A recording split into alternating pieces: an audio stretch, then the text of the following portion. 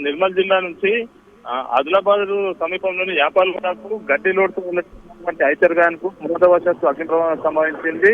Adilabad town సంబంధించి premises లోని మంగమఠం సమీపంలో రహదారిపై పైనటువంటి విద్యుత్ వైర్లు తగలడం కారణంగా మంటలు ఒక్కసారిగా చెలరేగాయి. దీంతో వెంటనే గడ్డి కొంత ఎండుగా ఉండడం కారణంగా వెంటనే వాహనానికి పూర్తిగా వ్యాప్తి చెందిన నేపథ్యంలో ఆసిఫ్ డ్రైవర్ అగ్నికి అవుతున్నట్టుగా గమనించి వెంటనే వాహనాన్ని నిలిపేయడంతో ప్రమాదం తప్పింది. స్థానికులు ఫైర్ సిబ్బందికి పోలీసులకు సమాచారం అందించడంతో ఫైర్ సిబ్బంది ఫైర్ ఇంజిన్ తో వెళ్లి మంటలను అదుపు చేశారు. దాదాపు అరగంట 40 నిమిషాల పాటు శ్రమించి మంటలను అదుపు చేశారు. ఆ సమయంలో డ్రైవర్ చాకచక్యంగా వివరించి గమనించడం కారణంగానే ప్రమాదం తప్పినట్లుగా అంటే పెను గంటకి తప్పినట్లుగా చెప్పుకుంటున్నారు. మొత్తంగా గడ్డితో వచ్చిన వాహనము ఒక్కసారిగా మంటలు అందుకొని అగ్నికి ఆహుతైన నేపథ్యంలో కొంత ఏదైతే రైతులు నిర్మల్ నుంచి యాపల్గూడ ప్రాంతానికి పశువులకు గ్రాసం కొరత ఉంది కాబట్టి గడ్డిని తెప్పించే క్రమంలోనే ఈ ప్రమాదం సంభవించినట్లు తెలుస్తుంది.